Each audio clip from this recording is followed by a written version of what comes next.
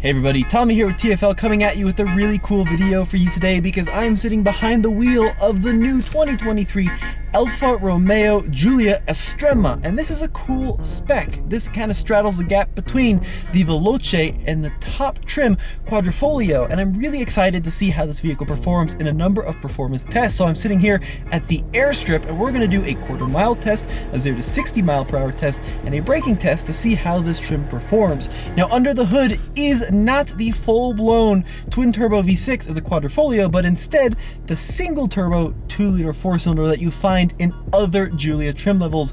It makes 280 horsepower and 306 pound-feet of torque. Now we've got an 8-speed torque converter automatic, and I'm going to run this test in the D mode, or the dynamic mode, and on this Estrema model that's going to tighten up the adaptive dampers. We also have a limited slip rear diff and these large and in charge 19-inch wheels rolling on Pirelli tires, so we should have pretty decent grip. Now this first quarter-mile test I'm going to do is just going to be to plant it, and then we'll do another one brake torquing it and see if we can get a better time. Now our airstrip is located at just over 5,000 feet above sea level, so that's going to have an impact on performance. The turbocharger will help mitigate that some, but we're just going to floor it and see what happens. We're in D. I've got the transmission in drive, and let's see how she does.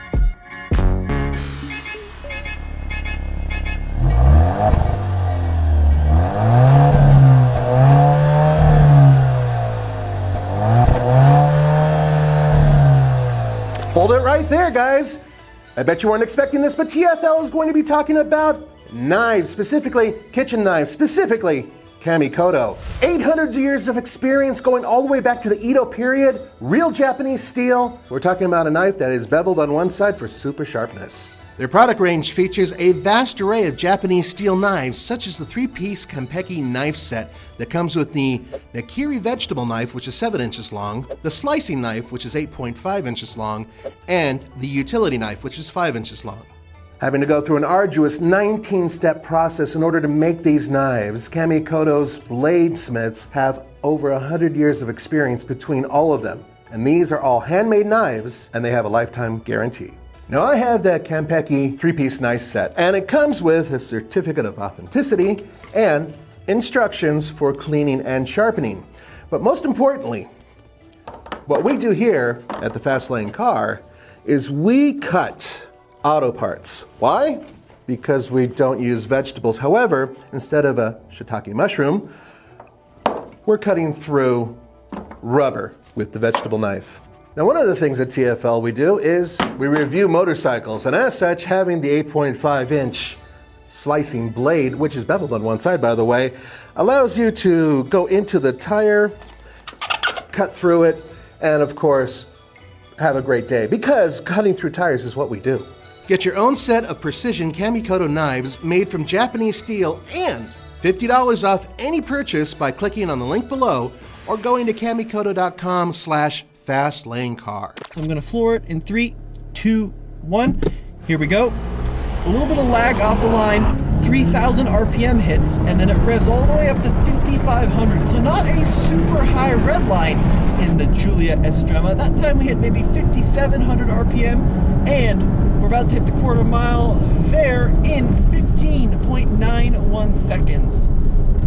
So, a pretty decent performing vehicle. Now, of course, a Quadrifoglio is going to give you a lot more punch, but this little turbocharged engine, especially cruising around town, has pretty good mid-range power. 15.91 at 96 miles per hour is pretty decent performance, but it certainly is not going to blow away like a BMW 340i. But let's go ahead and try it again, this time with some brake torque action, and see if we can get that time a little bit quicker. This Alfa Romeo is rolling on a set of Pirelli summer tires. Now they are a staggered setup, a 225 in the front and a 255 in the rear. You can also get the Giulia in both all-wheel drive and rear-wheel drive configurations. This one is the Q2 model, which means it's a rear-wheel drive Giulia. So the Estrema package doesn't only give you mechanical changes like the adaptive dampers and the limited slip rear diff, but it also gives you all sorts of fancy carbon fiber goodies, including the carbon fiber mirrors. We have carbon fiber everywhere throughout this interior. We have that really beautiful rear fascia. We've got these incredible wheels. This is a gorgeous car. It looks so much better than the 3 Series or the C-Class in my opinion. But we're gonna try this quarter mile one more time, give it some brake torque action, and see how she does. Now this car does not have launch control, and unfortunately you cannot disable traction control. There's no button, there's no setting in any menus. It's always on, which is a little bit frustrating, especially for an Alfa Romeo. But what we're gonna do to get this thing off the line is hold the brake. Now, interestingly enough, it does let you rev the engine really quite high, up to 3,500 RPM, which is kind of unusual for a modern day car. It really limits the nannies, but I'm gonna go hard on the brake, full throttle, revving it up. There's 2,500, 3,000 RPM, and off the line there, a little bit of bog. Okay, first to second, shift there at 5,500. It really pulls hard throughout first and second gear, and then as you get into third and fourth, that's when it lets you rev it out to close to 6,000 RPM, which is the designated red line, and there's a quarter mile in 15.65. So we did do a little bit better than the first time around, also at 96 miles an hour though, so it does appear to be very consistent. The Alfa Romeo Giulia starts in the low $40,000 range, which is pretty reasonable, but the Estrema package adds a whopping $9,100 to the price. It also, in this trim, as you see it, comes equipped in this beautiful red. It's called Alfa Rosso, which is Alfa Romeo Red. It's a $400 option, and then it has a $2,000 destination charge. So as you see it equipped, just a tick over $57,000. And fuel economy is actually really pretty decent with this 2-liter turbo. It's rated by the EPA at 27 combined, 33 on the highway. Over the past week of driving, we've been observing 29 mpg, which is pretty good for a performance sedan. All right, Andre, so Andre is our official adjudicator today. I did 15.9 without brake torquing it, 15.6 with brake torquing it. Okay, so what I saw on the second time when you were brake torquing it, you broke traction in the rear tires, and then the traction control that you cannot completely defeat came in and slowed you down a hair. Well, I didn't actually get any warnings though that it turned on, which is interesting. But we can try it one more time, I guess. But visually, RPM. That's what my eyes saw. All right, yeah. We'll give it one more go at a lower RPM. But yeah, don't brake torque it that hard. All right, so instead of brake torquing it at 3K, maybe we'll try 2,200, see if we can find that little sweet spot at launching the Estrema of the Alfa Romeo lineup. So get back into position here. All right, so holding the brake. Let's go 2,200, right about there. Oh, perfect launch. Really good. Got the pedal all the way down. There's 50 miles an hour, 60. I think that this is going to be our quickest quarter yet. Man, the suspension on this car is so well dialed. It's not too firm. It's not too hard. It just feels absolutely right. And that certainly was our quickest quarter, 14.84. And that was at 97 miles an hour. So we did eke another mile an hour out of the trap there by getting that perfect launch. So the secret is brake torque 2,200 RPM and then let it just fight for grip just enough and get off the line.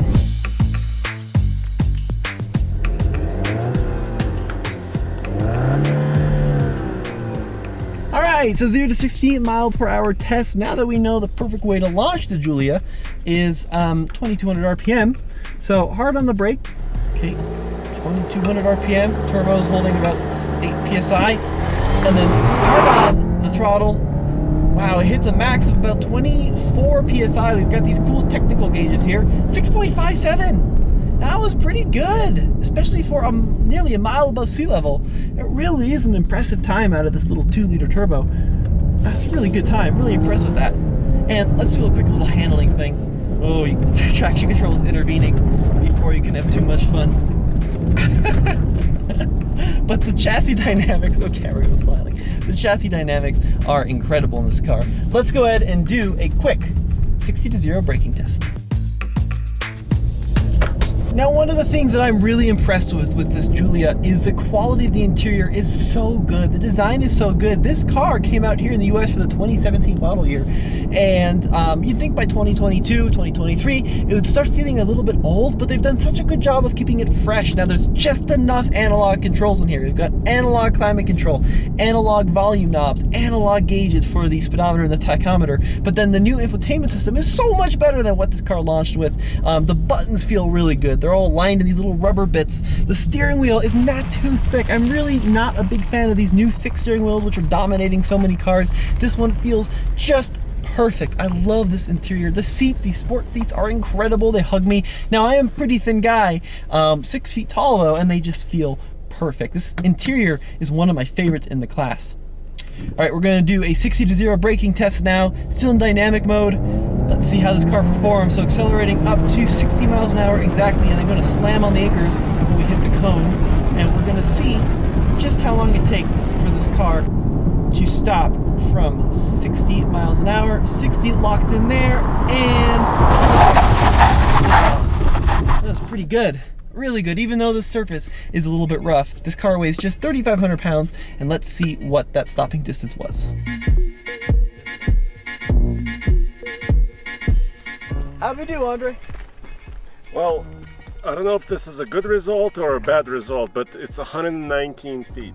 Yeah, 119, that's kind of average. It's not spectacular, especially for a performance car. Yeah. Kind of right there in the middle of what you'd expect out of like a new car. You know, I have to say, I'm really impressed with this Alfa Romeo. It's not the full-blown Quadrifoglio, but you're also saving a lot of money compared to that model. And compared to like a standard 3 Series or C-Class, which is what this would really compete with, it is a fantastic looking car. It drives great, the ride quality is amazing, the interior is fantastic, the infotainment is really good, a little laggy, but a very usable system. And you're the only one really in your town that'll have one, because this is just the rarest of the 3 on the market if you compare the BMW, the Audi, and the Mercedes-Benz. But I just love this car. I'd probably get it in all-wheel drive for living up here in Colorado. I'm not super over the moon about the engine sound, but it just is such a nice place to spend time. It looks so fantastic, and it, you know, it's pretty reasonably priced, $57,000. Let me know what you guys think in the comment section below. As always, this has been Tommy with The Fast Lane. Check out alltfl.com for the latest and greatest in new car reviews.